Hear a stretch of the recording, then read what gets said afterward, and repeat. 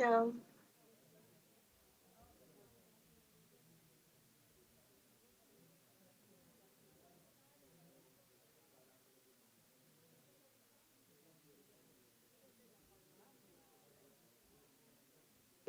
Can you hear me well?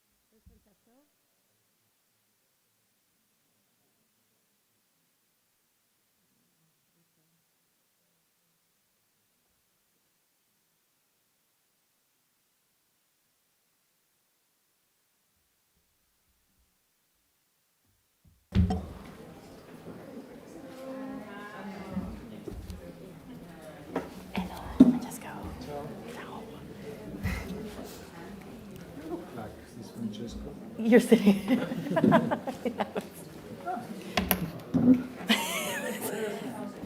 You're there. Okay. People expect to hold that, no? You're so young. So the reason it's confusing is because you look at the back. It says John Mock, so I just looked at the back of it. Didn't realize. So I have to look careful. That's Like, oh, looking from the other side. Do I do the slides too? Yeah, nice to meet you. Yeah.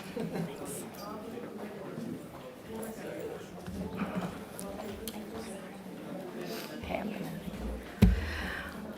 Okay. So, good afternoon to all of you. It's a pleasure to welcome you on behalf of the co-organizers, the United Arab Emirates COP28 Presidency, the United Nations Environment Programme's Cool Coalition, and Environmental Investigation Agency, and Sustainable Energy for All, to our event, which is focused on global action and increased ambition on sustainable cooling towards COP28. I'm Lily Riahi, coordinator for UNEP's Cool Coalition, and I'll be moderating the discussions today. Just to note for your information, this event is being live streamed. So we'll begin the session with a spotlight on cooling, joined by colleagues from IRENA, COP28 Presidency, and the US government. In this session, we will discuss how global collaboration on sustainable cooling is increasing in the run-up to COP28 and introduce the COP28 Presidency's Global Cooling Pledge and Cool COP menu of actions. We will then pose questions to our panel of distinguished guests from Pakistan, Kenya, Vietnam, Panama, Dominican Republic, and ICLE, to learn more about how these countries and cities are meeting the demand for sustainable cooling through plans, policies, and actions. We will close with a question and answer session to all of our panelists, so we kindly request to keep your questions noted for then. Now I would like to introduce our distinguished panel. First, Dane McQueen, UAE COP28 Presidency, Director of Programs and Partnerships. If I can hand it to you. Oh, okay. Thank you, Lily, and good afternoon, everyone. My appreciation to our co-organizers and to the many fans of cooling in the room who have helped to make this, I hope, a transformative year for the topic. So as you can imagine, from the UAE, and Francesco knows this very well, it's a warm country, and it's something that spills across all of our sectors, from residential life to food to health, and it's a trend that is very evident and increasing across the world. We in the UAE have found very good solutions to some of this, but it also comes with very high energy costs and with emissions implications. And as we see these trends intensifying on global warming, on extreme weather, we know that there's going to be more and more demand for cooling, that it will become an issue, as it already is, of justice, particularly for lower income groups, and it will have very significant emissions implications. So in this year of the Global Stocktake, where we are on the hook to surface and address all the issues that affect adaptation, mitigation, means of implementation, loss and damage, we wanted to bring cooling into the mix. And we're very fortunate that there's been a long history of action by the Cool Coalition, many of whose members are here today, and that Lily has stewarded since the SDG's Climate Action Summit, and introduce some potential options for what is a meaningful response to the situation that we're facing. So one of the ideas that has come up through consultation is the idea of a global cooling pledge, where different actions that can affect the mitigation and adaptation and justice side of the story can be embraced by different actors. We're also very fortunate that India has taken up this topic within its G20 and Clean Energy Ministerial Mission Innovation leadership this year. So there's a very nice coordination between us as the presidencies. They're holding a ministerial in Goa next month, where we will also bring up this idea. And the hope is that going from now until COP28, we can have this process of consultation, of debate about what an outcome looks like, what can be in a pledge, who could sign up to it, and how we follow up on it immediately after COP28 and into COP29. So really looking forward to intensifying. This is the kind of sprint phase of the marathon, I guess, on the outcomes that we're looking for and the socialization that we need for credibility and for impact. So thank you very much, and really looking forward to welcome you to. You're going to get the really nice weather period in the UAE, but really looking forward to welcome you to our country. Thank you. Thank you so much, Dane, including for your leadership on raising ambition on cooling. So now I'd like to hand it over to Mr. Francesco Camera, Director General from the International Renewable Energy Agency, for his remarks. Thank you. Thank you, and it's a pleasure to be with you today. And naturally, let me first thanks the UAE and my colleagues at UNEP Cool Coalition for their efforts in putting cooling high on the political agenda at COP28. Climate crisis is upon us. A little more than 1 degree of global warming means that the planet is already hotter than ever before. As you probably have learned reading our preview of the World Energy Transition Outlook, ARENA is trying to forward this message concerning all the aspects of the crisis that we have in front of us, including cooling, where we are trying to tackle what we think are the major barrier for the further development of renewables. If we don't want the disruption of the energy system, and we want to decrease the emission of coal, oil, and gas, fossil fuel, inevitably we need to have more renewables into the grid. So we have overcome the obstacle that make not possible having all the renewables that we need into the grid. Also, when we talk about cooling and other, we have to think about cooling that is fed by renewable energy. This is inevitable. So this also we wish to bring your attention today, the necessity that we bring in our debate, the understanding that we have to overcome the barrier that today are making the most convenient way to produce electricity, not going faster as needed. In our point of view, I think that especially for continents like Africa, Southeast Asia, the physical infrastructure that sustains the system has to be the first focus of our efforts to build a cleaner energy system. We think that the high cost of capital in the continent elsewhere is just the symptom of the fact that we cannot plug all the renewable energy that we need into our system. So how is possible, for example, for Africa, the most important powerhouse for green hydrogen in the world, how is possible for them to trade hydrogen? They can use the helicopter. No? They have no other means. So I think that this has to be something that we have to take into account, because for having more renewable energy to feed cooling and heating, all is related to energy, we need to have the infrastructure that make possible trade the renewable energy. Because we have discovered all during these last 2 years that there is not a characteristic of variability or intermittency that's just for renewables. Intermittency is for every source of energy.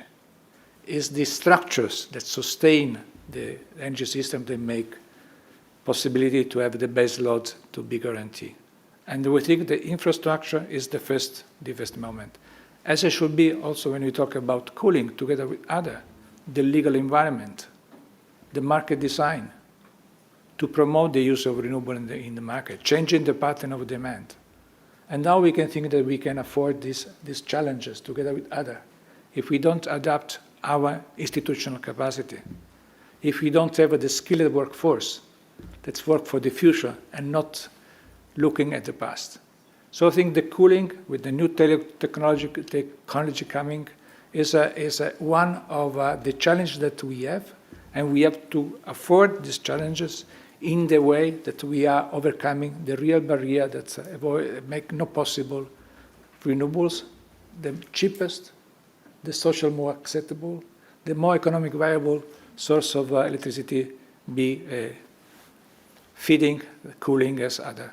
So it's really a pleasure for Arena to be among you, and you can count then on our support until the COP and behind, because I think that the work will not finish there. I think the COP will start the real work after that. Thank you very much. Thank you so much, Francesco. I think it's certainly a very important point you made that we have to tackle these end-use sectors to be able to make the transition to renewables. I think in 2018, it was like a champion year for solar, and I think it was like 100 gigawatts of solar on the grid that was completely surpassed by the demand for room air conditioning. So it really speaks to the point that renewables, the renewable energy transition has to really tackle these end-use sectors. So thank you so much for your partnership on that. Now I'd like to hand over to Dr. Jonathan Mock, Science Technology Advisor from the U.S. State Department. Your government has certainly been a really big champion on cooling, and we're really keen to hear your remarks. Yeah, thank you so much for having me and for organizing the side event on this really important topic. Yeah, so I'm Jonathan Mock from the U.S. State Department, here to kind of share the U.S. perspective.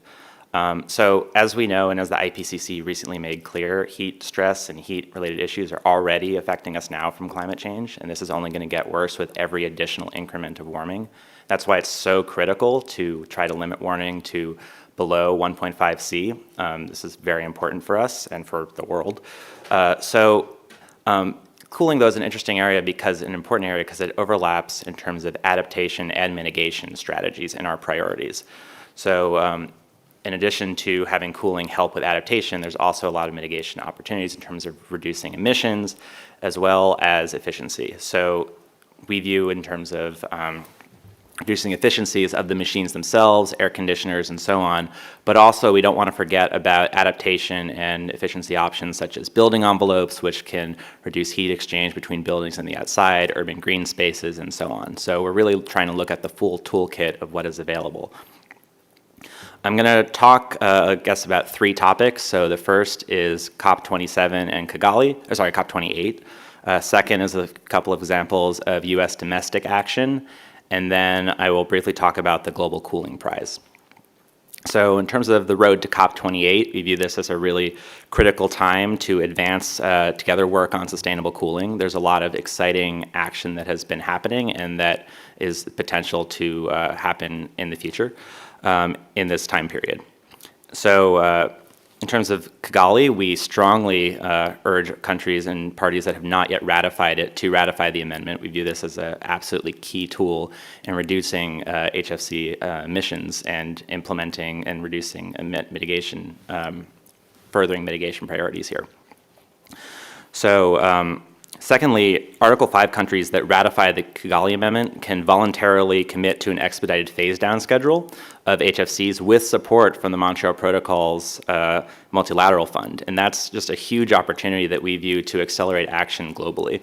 And we hope that many, many countries will be taking part of this effort. But another key aspect of this is trying to use this work to use efficiency improvements as well as not just direct reductions in HFC emissions, but also using the Montreal Protocol Fund work to accelerate cooling efficiency and kind of deployment of efficient cooling infrastructure.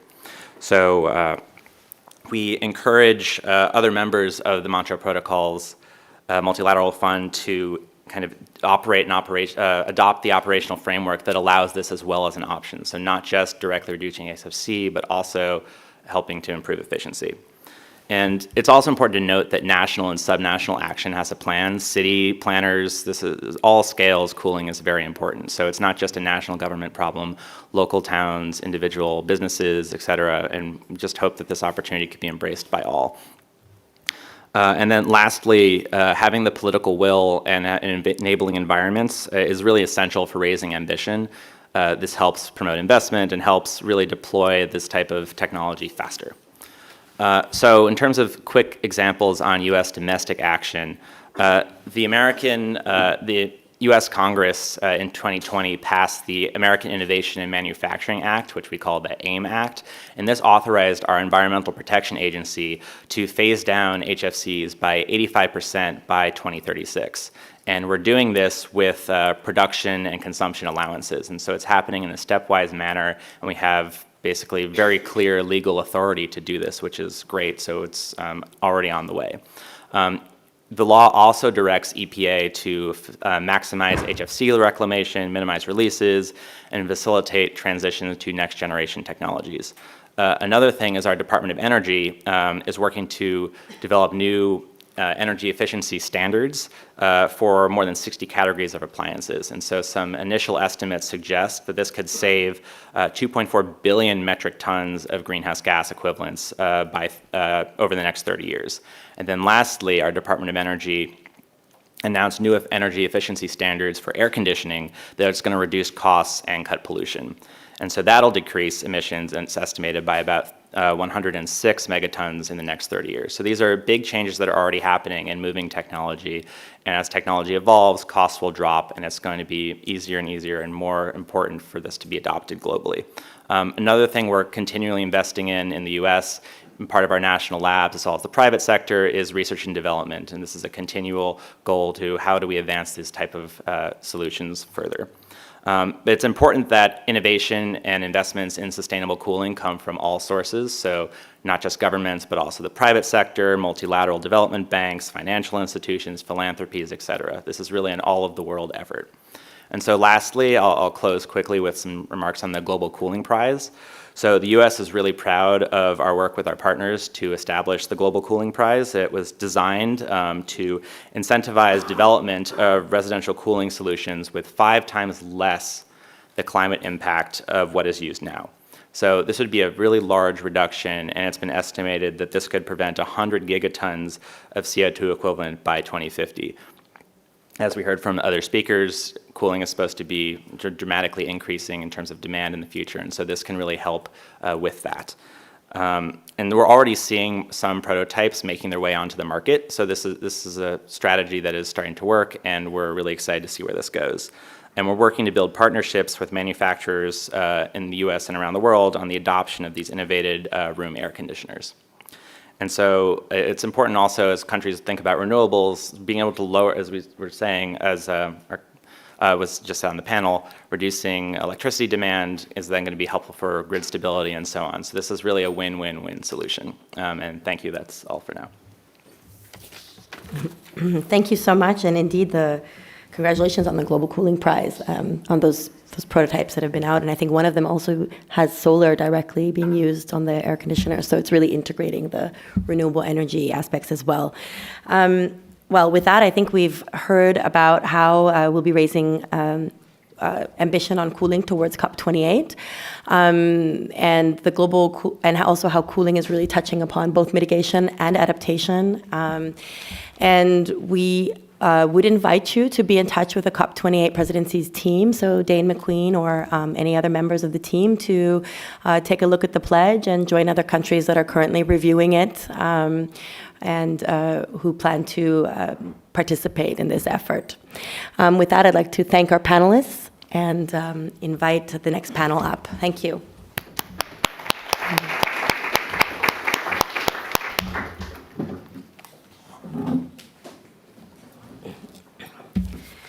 Okay, if I may invite Ms. Saima Shafiq, Climate Change Director, Ministry of Climate Change from the Government of Pakistan. Mr. Stefan Zoika, Deputy Director, Renewable Energy Ministry of Kenya. Mr. Tan, Deputy Director General for Climate Change, Ministry of Natural Resources and Environment for Vietnam. Thank you. And Ms. Natalie Flores Gonzalez, Director of Climate Change Adaptation and Mitigation, Vice Ministry of International Cooperation from the Dominican Republic. And Ms. Marijke van Staden, Director of Business Development at ICLE.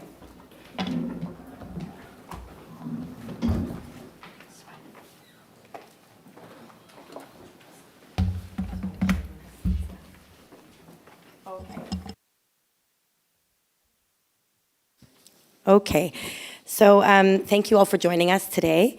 I'm going to start with you, Saima, if I may.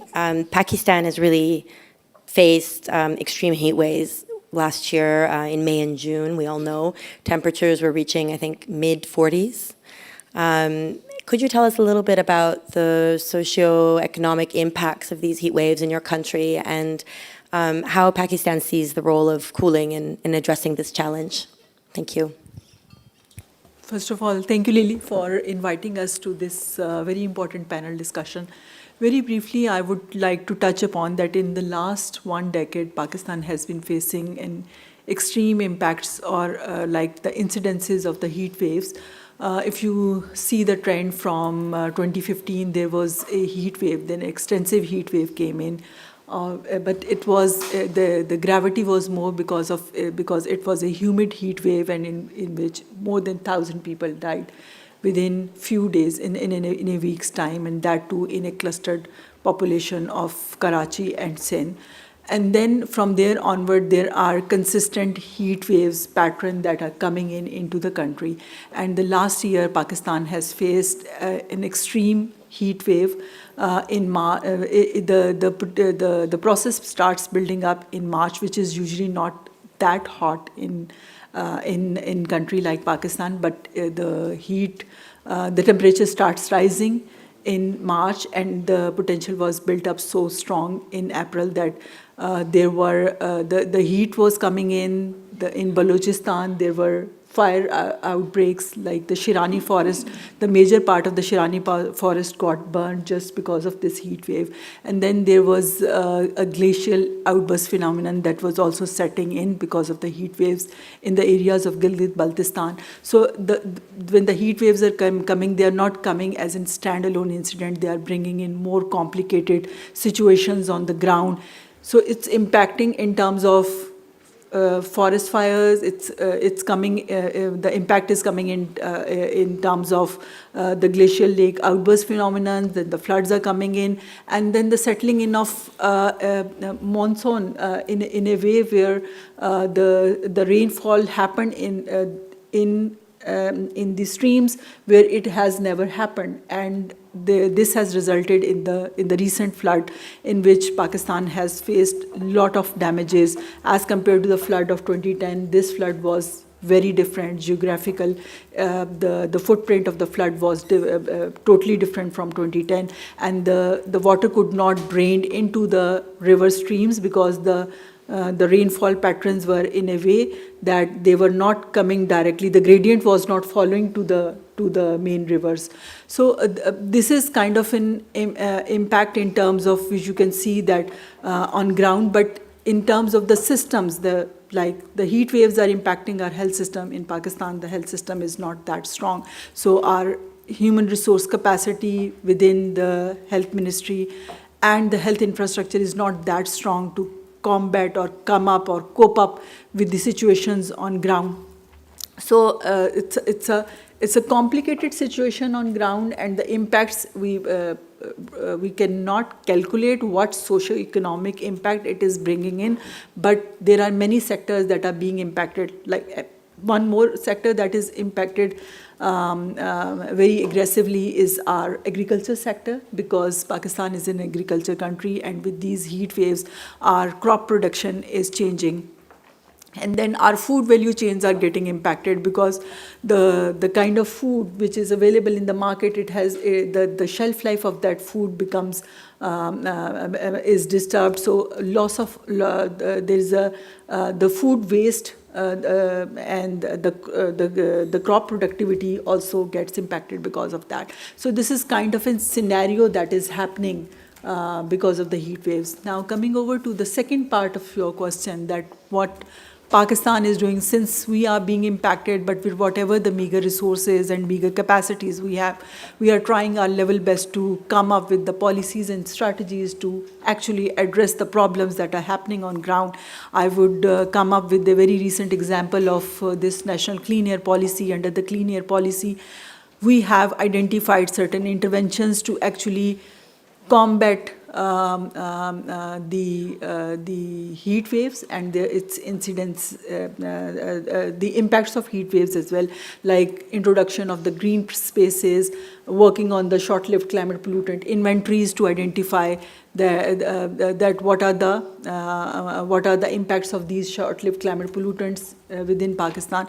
And then our national climate change policy is also identifying some concrete interventions in terms of it's supporting one of the flagship programs for nature-based solution, like there's a Green Pakistan program to plant trees. Green building codes is another intervention which Pakistan is now taking forward with an intent. Land use management is prioritized area, but apart from that, we are also working on our national clean air, national cooling action plan as well. So this is how government of Pakistan is prioritizing things and moving forward. But in terms of the gaps, we still need the capacity building components, we need the technology component, contextualization of the adoption and transfer of technologies and its context, and then taking up of that technology within the communities, the accessibility part of it.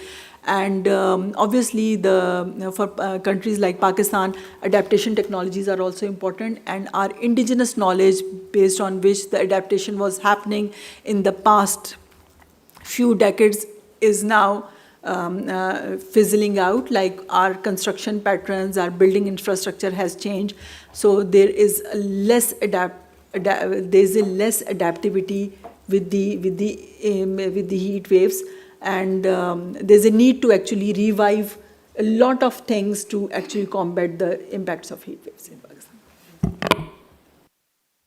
So much, Saima, for sharing your leadership in this space and bringing to the fore the real role of cooling also in the adaptation space. And also, I think your comprehensive approach to tackling the challenge with the variety of policies that you've described is very important and inspiring to learn from. I think Pakistan actually joins another 35 countries that have national cooling action plans developed, including those on our panel today. I know Panama, Vietnam, and as well as Kenya, who I know will be launching its national cooling action plan with the support of Sustainable Energy for All later this month. So maybe with that, I can turn to you, Steve. Stephen from Kenya, I know that meeting the growing demand of cooling services without compromising climate change objectives will definitely require a large investment in energy-efficient solutions that are affordable but also accessible to all. Could you let us know in Kenya what the government is doing to promote such renewable and energy-efficient cooling solutions? Thank you very much for inviting Kenya to be able to participate in this side event. I just want to highlight that as a country, we have moved forward in terms of renewable energy. If you imagine from 2013, our installed capacity was 28% renewable, but now we are boasting over 75% power generation coming from renewable. And more than 94% of the power being supplied to the community, the population is, being utilized is from renewable energy. So we believe that with this kind of energy that we are producing, we can promote cooling in our country. And we aim to, as a country, our target is to reach 100% renewable by 2030. That's our goal as a ministry and as a country. We have also developed energy efficiency and conservation strategy in the year 2020 with a focus on reducing the greenhouse gases, and especially with cooling equipments, So there's a lot of emphasis in that energy efficiency, and again also in the building environment, because we are the energy strategy. This energy efficiency talks about improving energy efficiency in the building by having more space where we have aeration in the buildings, and then use of less energy intensity in cooling. We have also seen a change.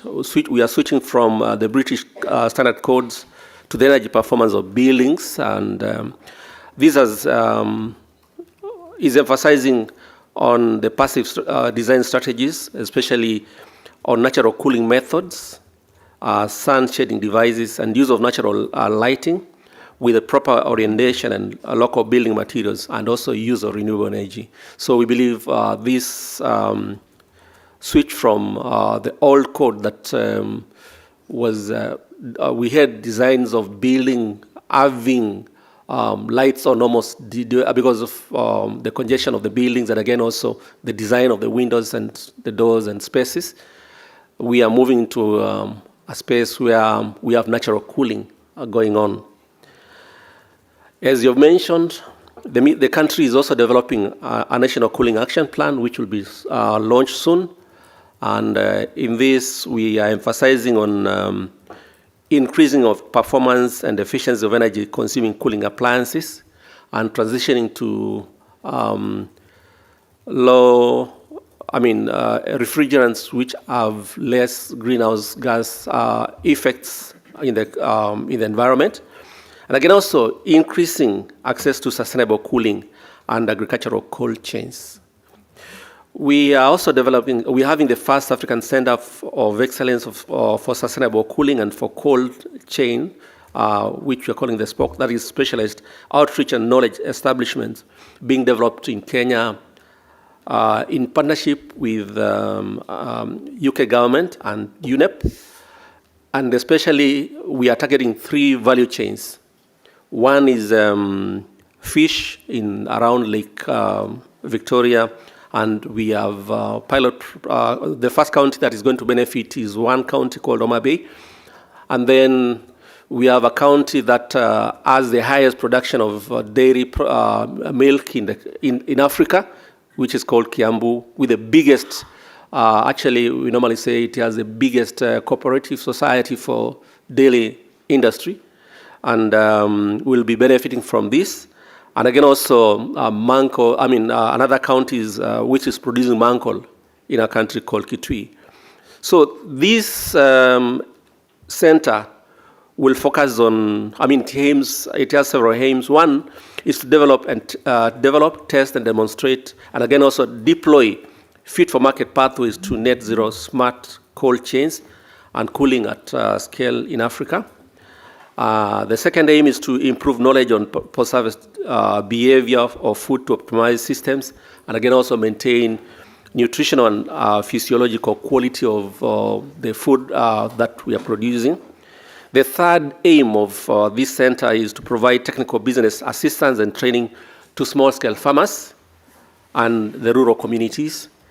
The fourth one is to build skills, engineering skills for the workforce who will be maintaining those centers, the cooling plants.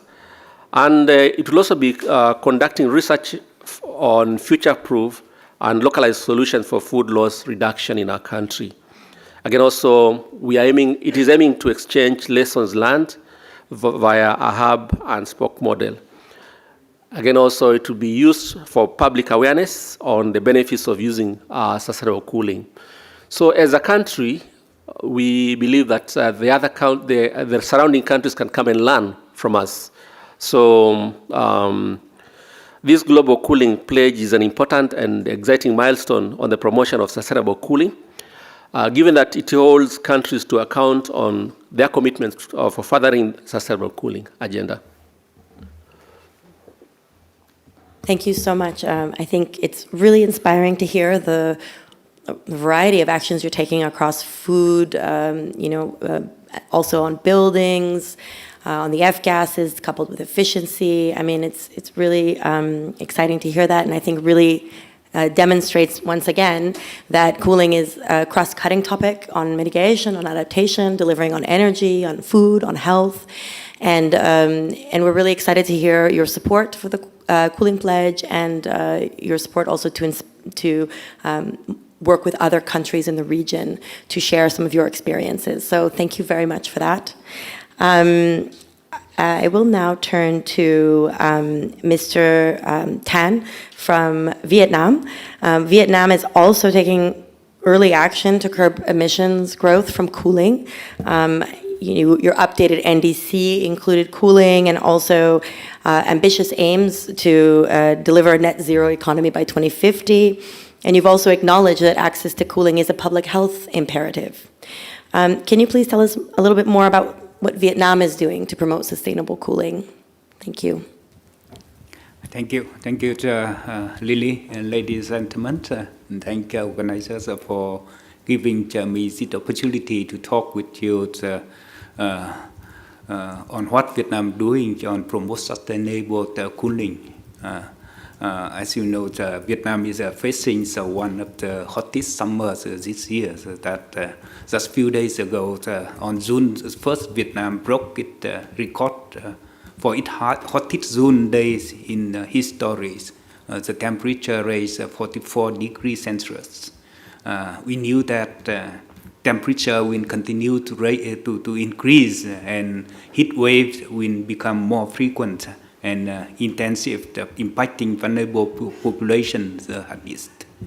For the government of Vietnam, adapting to this heat with particular emphasis on vulnerable community is a national strategy and priority, and we have highlighted it in our updated NDC set with the UNFCCC in 2022. But we also face with significant challenges across many other sectors that including flooding, cyclone, extreme heat, drought, etc. For our cities and communities need to adapt to this, of course, and then but we need a huge cost to spend for adaptation. In our NDCs, we indicate that the government can only pay for only 30% of the cost. The remaining, we look for international support as well as investors. Adapting to this heat is unavoidably requires a cooling solution. So, and our food health sectors and industries also have significant needs for refrigeration and cooling. But it is critical for us that cooling demand grows in control and shift to more sustainable solution to undermine our transition to be a net zero economies by 2050. We have clearly set our in our NDC and national climate change strategies the need for tackling cooling demand, and we have ratified the Kigali Amendment.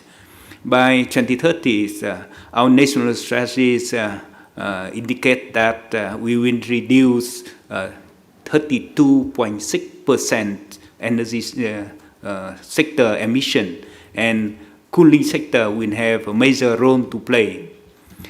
Specifically, the net zero strategy includes making important changes to refrigeration and air conditioning sector, and promoting use of energy saving and green building materials in residence and commercial sectors, along with urban planning level solution.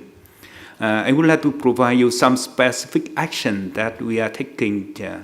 The first in 2019 and 2020, with support from KCEP and World Bank, Vietnam developed a national cooling action plan focused on room air conditioning, and now with support from UNEP, UNEP ETP, we are expanding the National Cooling Action Plan to cover other sectors such as food cold chains, passive cooling, and direct emission from refrigerants. The second, through funding from clean cooling collaboratives, my ministry is working with UNEP and the Global Green Growth Institute in preparing urban cooling plans that integrate action on cooling natural extreme heat into urban planning for 3 cities. This will create a model for other cities to follow.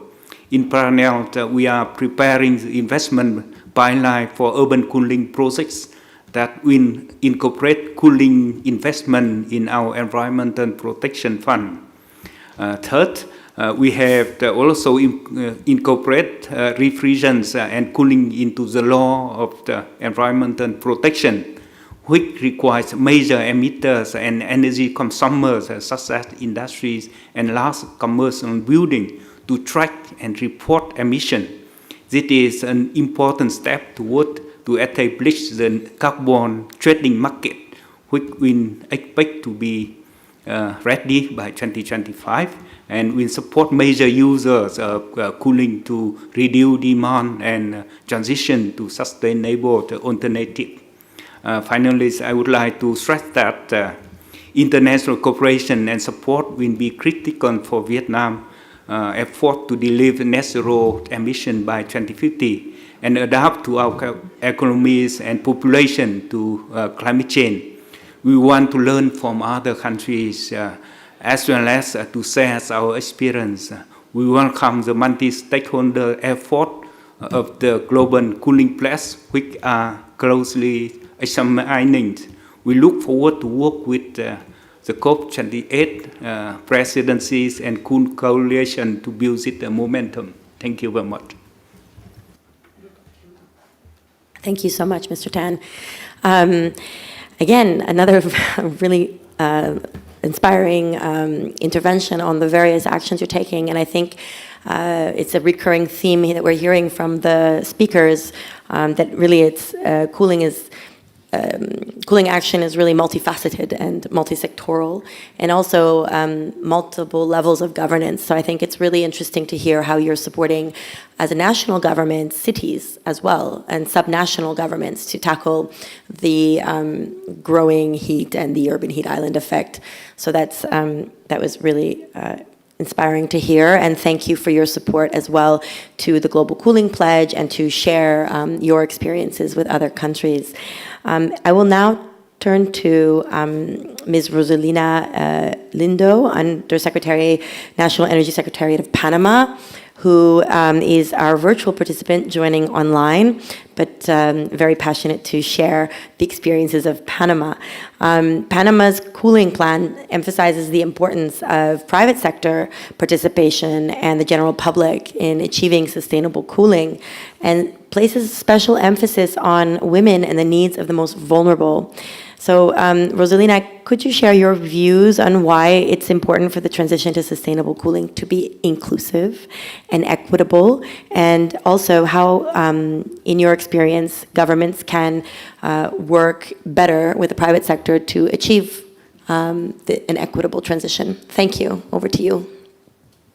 Thank you. Thank you very much for having me here. I'm so happy to be today among cooling lovers looking for ambitious actions to shield our climate against increasing greenhouse gas emissions. And I'm also sure that this room is filled with climate avengers. And first of all, I want to emphasize that in Panama, as a tropical country, there is a clear and fundamental role in decarbonizing cooling because it is the area that most preeminent we as energy consumers get embraced and comfortable by energy to enjoy our life while producing value to our economies. And decarbonizing cooling needs to be fed, yes, with technological advances, with innovation, with old and new partners, women, youth, national and local governments, international cooperation, and mainly it has to be fed by a strong global work plan And this alliance is preparing to deliver that with the Cool COP menu of actions.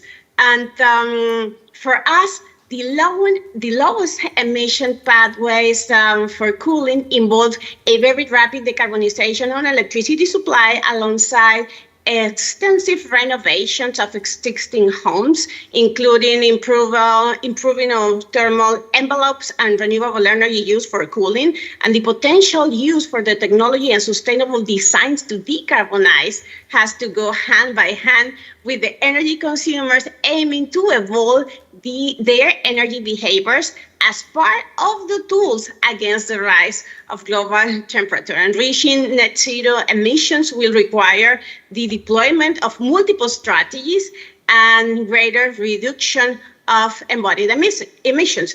And in Panama, we have right now the rational use and energy efficiency strategy that is key and fundamental part of our energy transition agenda that was approved in 2020. The 95% of total emission reduction targets in Panama will come from the energy sector, and energy efficiency measures represent the 20% of it.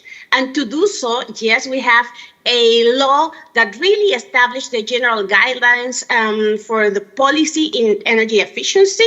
And the strategy that we have clear 42 lines of actions to be achieved before 2030. But it's also important to recognize that by accelerating energy efficiency equipment penetration in 35% and 72% in 2050, our national energy transition agenda is looking forward to deploy and bring to the table at least an additional investment of $77 million just for cooling. And also we have a clear plan in order to reduce the final electricity consumption in 15% by 2030. And as you said before, Panama has a cooling plan, and this cooling plan is aiming to assure that we are able to collaborate among each other to mainly three things. First of all, establishing synergies between the cooling program and other programs and initiatives related to the environmental and climate protection, and mainly regarding sustainable building, energy efficiency, labeling, and the import of ozone-depleting substances. The second objective is related to energy efficiency and the transition to low global warming potential refrigerants under a holistic vision of political interventions aligned with economic growth, seeking to provide access to cooling services necessary to improve food preservation, access to medicines, and also to take advantage of the opportunity offered by technologies to reduce the costs associated with energy and the use of cooling equipment. And the third objective is to establish a clear roadmap to accelerate the transformation of the cooling sector, integrating energy efficiency, but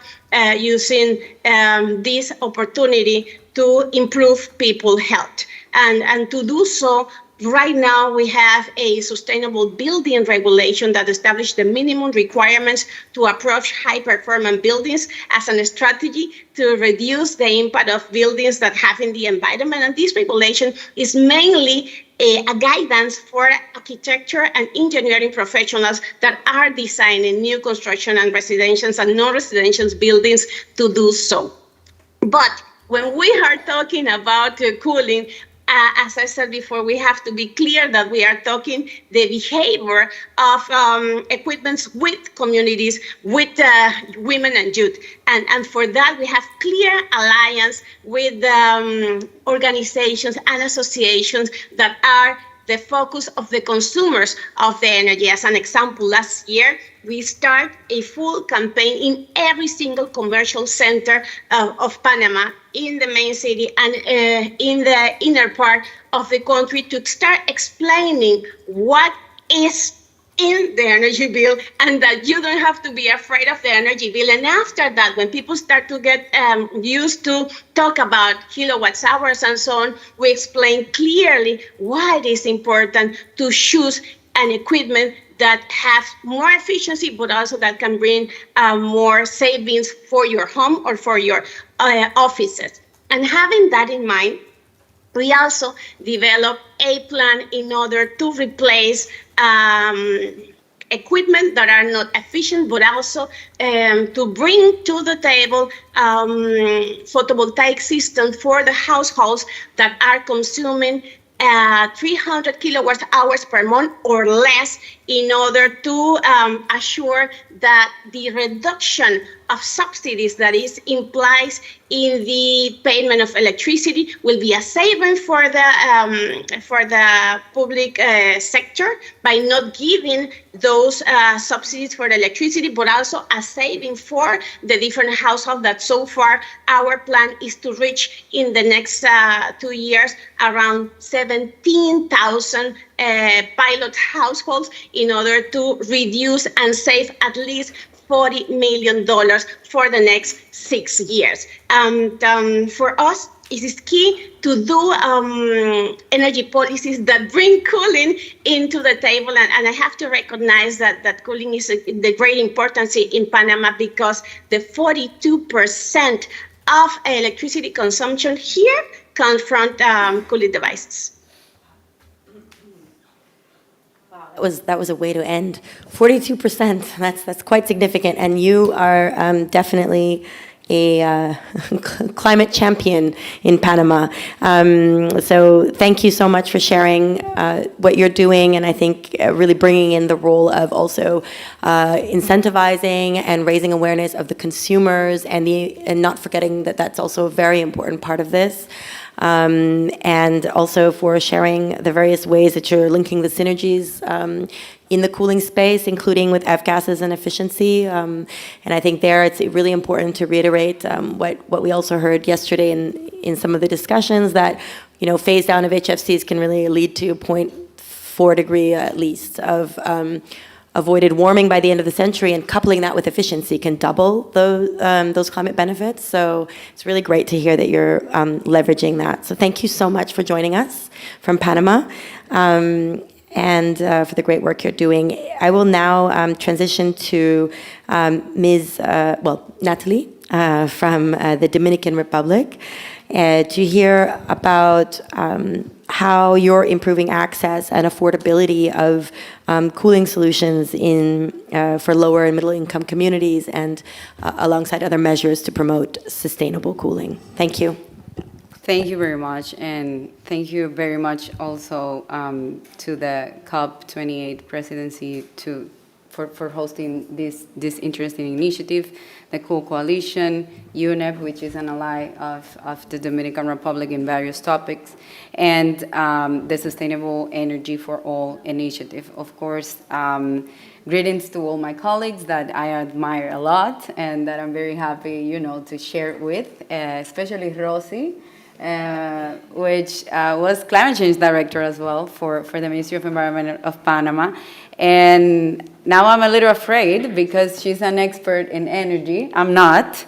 But of course, I'm here just to give you a little scope of what the Dominican Republic has been doing. I'm here with Ivan Relova, which is one of the experts of the Dominican Republic in this topic. Actually, he should be here talking. No, he wouldn't accept, but he's been, leading us from the science-based approach for the country to achieve most of what we have right now. I'll try to be brief because this is not of my strength, but the Dominican Republic has in its constitution climate change adaptation and sustainable development of our territory. This is interesting because being a republic, right, with a constitution, after the constitution, like in the pyramid of legal framework of the Dominican Republic, the most important thing is the international treaties that are ratified. And that's why this pledge is so important. And that's why when we see a constitution that it's aiming to achieve climate change mitigation, using adaptation as a co-benefit of the whole package, then I think we can support this type of pledge. Of course, it's not our decision because we have to go to the Ministry of Energy and the National Commission for Energy that actually we have one delegate here from this institution, but we're gonna take the message back home and we are going to elevate this to the Ministry of Energy and Mining for the Dominican Republic to evaluate, join the pledge and everything what we need to do. Then when we go back to our legal framework, the Dominican Republic also has a law that is our law of development. We call it strategy. And this development law is aligned with the Sustainable Development Goals, yet most people don't know that our development law has a quota of emissions reduction. So when we talk of having a legal framework for climate change, I ask to myself, and probably Ivan happens the same for him, like why is not our private sector looking into actually our law that established that we need to do that emissions reduction? And that's completely linked with the energy sector and cooling, of course, as part of the whole system of energy, because in these emissions reduction quotas, when we put it together, it was going to be linked with our INDC in 2012 when we were talking about the Paris Agreement and INDC. But now we have a more ambitious emissions reduction NDC, which conditionates our investment in 5% of our NDC to the private sector, and that's where energy and cooling and everything comes in, but also in the 2% of investment that we are going to be dedicating from the public sector. This is important because, of course, as most countries, energy is our bigger source of carbon emissions. We are a very small developing country in the Caribbean that we share with another country, and our externalities, of course, and drivers of emissions are big, but at the same time, we have a private sector that, from the energy sector, and from my perspective, it's what will help us to achieve actually emissions reduction, because there's a framework that is helping us to have that private sector investment for energy, including cooling. So we have a national decree for the green procurement policy in the country and a decree for the implementation of energy saving and energy efficiency policy. And both are strategic on top of the law because, of course, under the law comes the presidential decrees. But this is really important because it will help us. I mean, the mandate of this decrees, presidential decrees, is to reduce the consumption of gases and refrigeration equipment and air conditioner with higher efficiency containing substances like HFC, right? English is not my mother language. Okay, and of course this comes in compliance with the Kigali Amendment of the Montreal Protocol.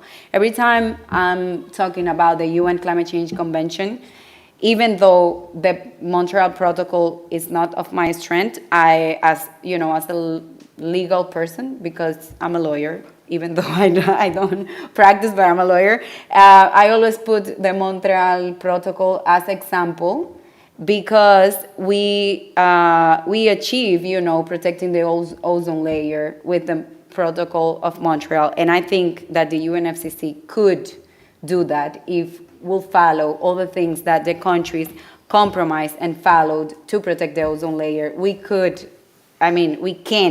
do the same with carbon emissions reductions. So all those policies are aligned, of course, with the national strategy, with the Constitution, and other laws that we have into place in our country. And I could keep talking, but to keep it short, regarding the time that we have here, there's an office that works for this specific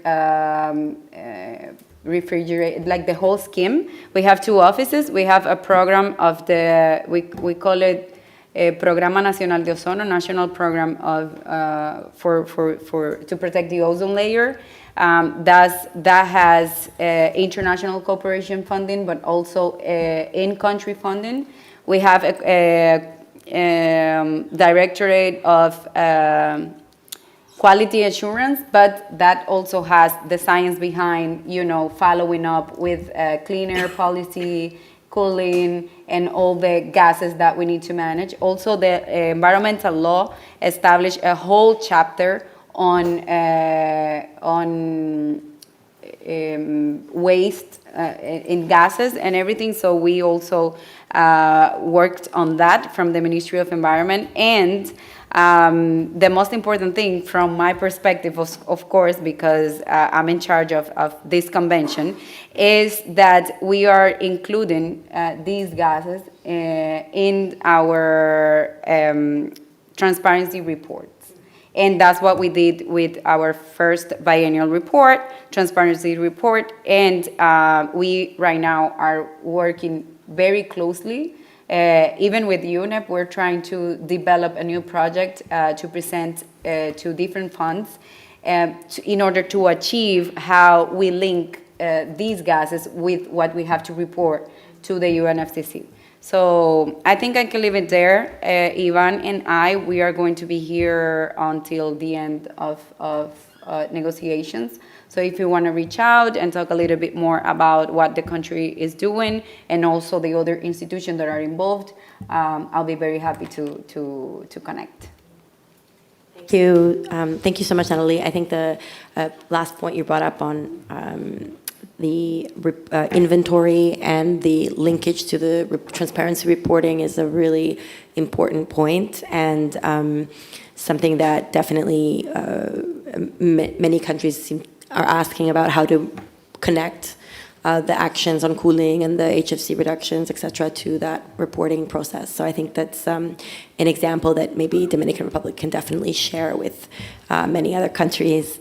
And it's great to also hear about the public procurement that you mentioned, because that certainly creates a really good market for, it brings down the costs of technologies, of course, and creates a market for uptake of these very advanced solutions. So great to hear about that amongst all your other leadership efforts on cooling in your policies. So thank you very much. Finally, I will turn to Marika, who's Director of Business Development at ICLE, to hear a bit more about the role of local governments in tackling the sustainable cooling challenge and the rising temperatures. And we heard quite a bit actually about efforts that were also subnational, including urban greening and building codes from some of the colleagues on the panel. So would be interested to have your perspective on how local governments and regional governments can play a role in this. Thanks. Great, thank you very much, Lily. And it's so exciting to hear what the national governments are doing. I'm vibrating with energy.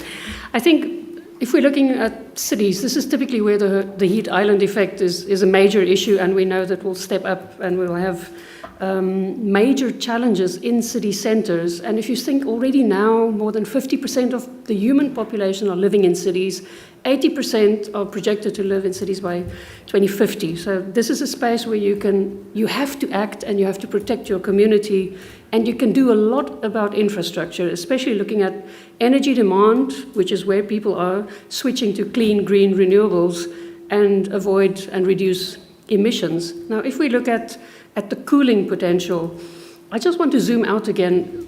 Talking to national governments here at the SP58, there's a major opportunity here for thinking about vertical integration. How can your national policies enable subnational and particularly local action?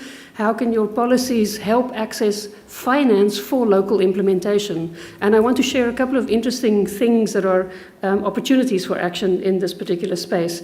But specifically, consider integrated urban planning gives an opportunity. You have your transport, energy, buildings. This space is coming together, and when you're looking at cooling, you need to cool also your buildings. There are many interesting opportunities that you can look when you're looking at the whole territory at a local city, for example. And urbanization brings actually opportunities for action because you could design more compact systems, and you can look at efficiencies and the scale of solutions as well. Now, local governments are setting ambitious climate targets. The city of Manizales in Colombia, for example, has committed to become a carbon neutral city by 2050. And they have identified heat waves as one of their main challenges from extreme weather events. So the cities are doing local risk and vulnerability studies and assessments that they understand what are the challenges coming down on them. They're also potentially identifying their local renewable energy potential. So that's already where you can bring things, and they have a better understanding which stakeholders are at risk. So clearly they know what needs to be done. And if they don't know, we can help them. Secondly, then they design these action plans, and then they hit a bump because they cannot access finance. So that's an area where the national governments can certainly step in, also to even finance heat mitigation plans in cities, which I think would be really important for those cities that have identified this as a weakness and a gap. So I think adaptation was mentioned, resilience was mentioned, as well as mitigation. That's where you can get your system efficiency. You can implement one action and you can deal with all these challenges at the same time. Now, as ICLE, we provide technical assistance policy guidance that can help understand. So we're looking at, in this space for cooling, innovation. There is very interesting innovation in materials happening. We need to understand that and see how can we scale that. And we're looking for smart people, because this is about thinking more holistically as well. We have a project pipeline and a project preparation facilities where these projects can come in. The machine is ready. We just need to get it rolling. So let's get those cooling projects from the subnationals in and help to finance them and make sure we can scale up faster action. Now, what solutions have we got here? Of course, green spaces and providing shading is a clear space. In your open public spaces, you have corridors where people walk, where people shop, where people cycle. You can bring nature into your city to protect and cool that space physically by planting trees and creating these green spaces combined with water bodies that will cool that space and everything right next to it, the surrounding area. By that action, you immediately create a people-friendly space. You can create a space where they can go when there's a heat wave and they need shade and water. So this is, again, thinking more holistically. A cooled area is also where your informal sector can be protected. These guys are standing in the sunshine, selling their goods, the hawkers.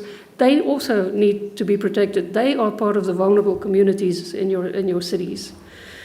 Let's go to buildings and building materials and just cooling materials in general, going beyond roofs. I think it's really important to look at your national policies and your local policies and bylaws.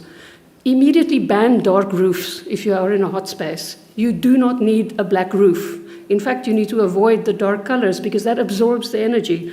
So policies promote white roofs. You can use cheap, affordable technologies, painting. There are reflective paints that you can use. It's very easy, affordable, and practically anyone can use those. Then there are more interesting, innovative materials being developed at the moment. I would call that more maybe high-tech. And that goes beyond air conditioners. Air conditioners were mentioned. But there is actually a development in new super cool colored materials coming up. I'm actually monitoring that space because I find that quite exciting. And the interesting piece is they were testing this in a few cities with the ambient temperature at 42 degrees Celsius. The super cool technologies, surface temperature was 25 degrees Celsius. So you see that, so these new technologies can just help drop down that automatically cooling in the particular space. This is happening in Australia, and very interesting leadership in the research and technology space there. And again, low technology, also just building design. Why are we still building glass towers? I don't get it. Architects and engineers where you have to work together to design buildings, to use your bioclimatic architecture. The principles are known, but yet we do not apply them. And then thinking of the materials that you use to design your buildings. And please don't allow anybody to build buildings where the windows cannot open. Natural ventilation, a classical cooling strategy. People have died in buildings because the windows couldn't open and they were basically sitting in an oven. This is unnecessary and certainly not helpful for especially the elderly people and schools, kindergarten. Design of buildings is a critical space to make sure you don't even need that energy demand as well. Lastly, energy supply. Renewable energy is amazing, cheap, getting really affordable at the moment, and you can deploy this in a socially and environmentally conscious way that ticks the box for the SDGs as well, the just transition. And this is where your district energy work that Lily and I have been dealing with for so many years, decades even. District energy is very interesting for co- and tri-generation. And for those of you who are not experts, there are wonderful documents that explain all of this as well. But switch to 100% renewables, because then you have your local energy generated from local solar radiation, wind, geothermal, and you can use these optimized, efficient technologies for your district energy. Wanted to ask one last, a very interesting piece which people are typically not thinking of when you're in the policy space. Look at your wastewater treatment system. Every city has that. You have pipes running through your whole city. You can use those pipes to cool the city and to cool buildings in the city, or to heat. So there are very interesting opportunities there where you can combine the water, sanitation, and energy space. We've done studies in cities to understand their cooling demand and opportunities to bring that district energy approach. But of course, it needs to be a dense city. This is also one of our biggest challenges. Then you have to dig up a lot in the dense city, but it's a good investment, it's a worthwhile investment, making sure that you're building a system for the next decade or 2 or 5 decades. We need to start thinking longer in terms of urban planning and more efficiently. Smart cities is the way to go. Thank you so much. Thank you so much, Marika, for giving us all those ideas about how cities can really play a role. And I think the impact of some of these passive and low-hanging fruit measures in temperature reduction that you mentioned, like the paints, the reflective paints and other materials, and urban greening and design of cities, I think is really powerful to hear the amount of temperature reduction. And I know that several reports also show the impact of energy on energy consumption in buildings for cooling as a result of these measures. So before I hand over to my colleague from EIA to do closing remarks, I just want to give everybody 30 seconds, if you may, to share in one word what you would call on others here to take action on cooling. If you may just use maybe one word, and then or if you want to share another remark, that's okay as well. But I would, of course, invite you to give advice to leaders who are looking to step up action on cooling. What would be your 1 or 2 words that you would give them? So maybe, Rosalina, I'll start with you, since you're on the screen. I guess I will be still in 30 seconds more, because I just want to share that we are aware of, for a coherent and integrated approach to energy issues and the promotion of synergies across the global agenda, the United Arab Emirates, together with Panama, are requesting to United Nations the designation of January 26 as the International Day of Clean Energy, to be observed annually. And we are encouraging all member states, organizations, entities within the United Nations system, and other international and regional organizations, the private sector, the civil society, including non-governmental organizations, the youth, the women, and the children, to celebrate the International Day of Clean Energy through education, public awareness activities, in order to continue protecting our environment, ensuring universal access to energy, to use less polluting technologies, renewable energy resources in context of each region. And I do hope when this day is officially established, we could yearly, that day, be motivated with the successful report of the implementation of the Global Cooling Pledge. Thank you. Thank you so much. Okay, Marika.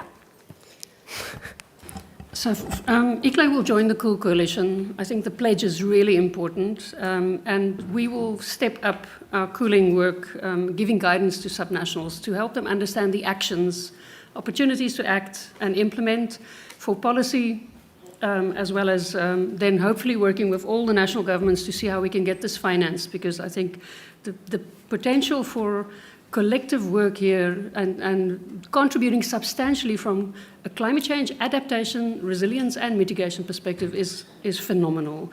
And this is untapped potential that we certainly need to investigate. Thank you. Thank you, Marika. Saima? I would like to say that there is a real need to mainstream all the actions, across policies, not only the policies but also the actions and real work on ground. And countries like Pakistan are really in need of the capacity building, specifically from the technology transfer point of view. And then there is a need to build on more on the indigenous knowledge based on which the earlier construction patterns and living patterns were there in the local context. We need to build on that as well. Thank you, Saima. Stephen? Just like I had explained earlier on, we really need a lot of cooling in our country, and especially knowing some areas are far to reach, where we have our facilities that need their vaccination to be refrigerated, and a bigger area where we have a lot of production of fruits and fish and dairy farm. This cooling business is really needed in such, because we do have a lot of first harvest losses as a result of heat in our country. So we look forward to a time when we can be able to have food preservation for food security in our own country. And I just want to make a correction. We, as a technical person, I'm not supposed to commit the country. Maybe the political class, the people with the mandate can be able to commit the country in terms of this issue. So just like my colleague said, we are technical, but we have the people who can now commit the country to this kind of coalition. Yes, in one word, or I can. I think it's really important to bring the ministries of energy to the conversation, to the table. In my case, I'm gonna take the message to our office the office dedicated for cooling, which is the national program for the ozone layer. And of course, we are going to involve other institutions. I think it's key to make the energy sector understand the linkage between the cooling, the gases, and of course, I don't want to sound biased, but the emissions reductions. So I'm very excited about this type of initiatives, and I feel we are a little bit ahead of the game because we are already working with that advice from the National Council from Climate Change and other institutions on actually doing the merge. But like I said before, we are going to deliver the message, and hopefully you will have our Minister of Energy and our national program to protect the ozone layer taking over probably at COP28. Great, thank you. Mr. Tan? So, for me, I think that it is zoation. This is the word that you would like to ask. So, how? For Vietnam, we think that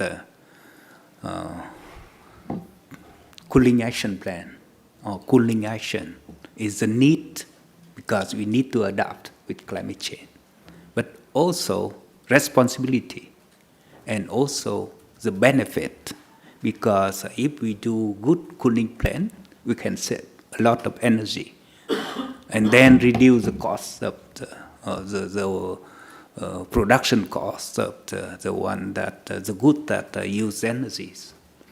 Other thing that for global side, so if we have cooling initiatives, so we can join action with other country and learn from other country.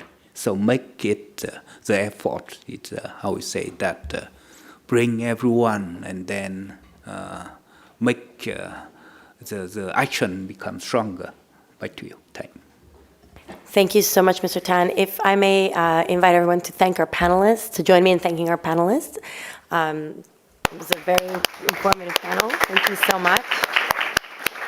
And now I will hand over to my colleague, Avipasana, to give closing remarks. Thank you. And if I could request you to please pull up the presentation. Hi, everyone. Good afternoon. This is Avipsa Mahapatra with the Environmental Investigation Agency.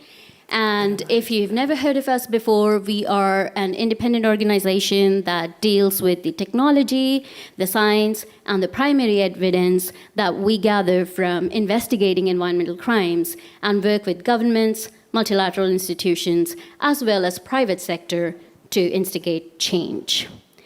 Now, this was definitely one of the most refreshingly robust conversation I've heard on cooling, and I've been working in this sector for decades, and I will start, if you're tired of hearing about cooling, one thing I would start with a fun story is how EIA got into this space was back in the 1990s, we saw that across the Mexico-US border, drug cartels were finding a more lucrative deal by selling banned CFCs across the border. So that is where we started our first investigation on the cooling sector and have since worked with the UN and the governments in across different sectors. So it looks like the presentation is on. There we go. Yeah. Great. Okay. So I will not take too long because we are closing here. And the only thing I think from this conversation, I would say that we are hearing the governments over here talk about the different kinds of actions being taken both within national organizations as well as outside multilaterally. And the reason I think it is very, very important to ensure that private sector is also involved, not just within the countries, but across, is that this one number, that 10 new air conditioners will be sold every second for the next 30 years. So there is absolutely a role for private sector to play. And what we have seen over the last several years, and we analyzed past commitments from the private sector and found out and spoke to more than 30 companies that had made these commitments and found out that there was an intention to move.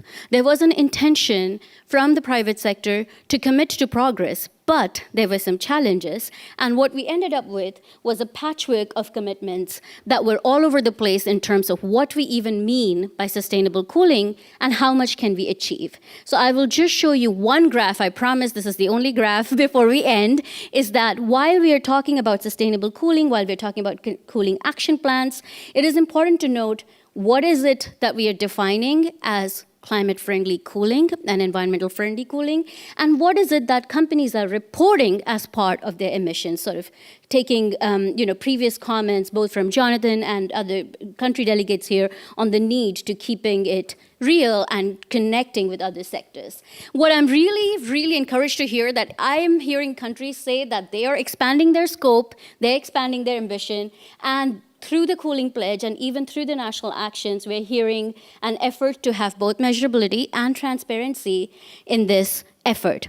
And the most wonderful thing, and we have Lily to shepherd this, is that we're not letting countries do this in silos. This is happening in collaboration and in talking to each other. And now we need to replicate this for the private sector.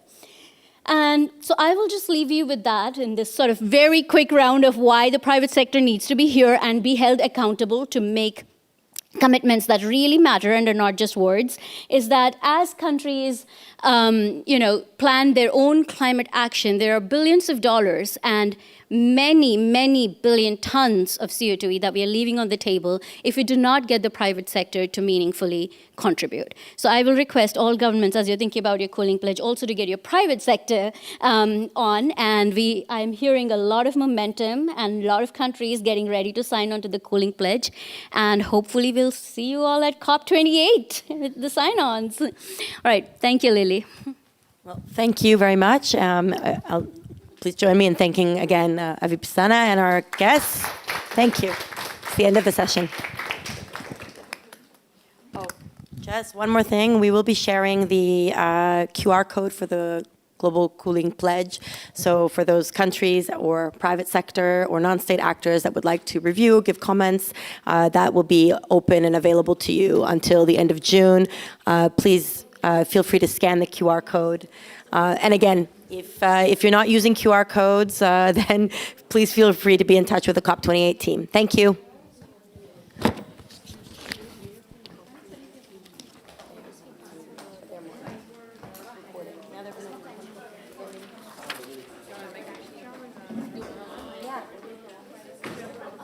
Shall we just make a very Excuse me. I'm a planning student from the University of Minnesota, and I work in these issues in my town back home. And so I was wondering if I could have your contact information or just more info about the center that you Behind the Global Cooling. So we could potentially get some. Okay, of course, yeah. I'll hang out over here. Thank you.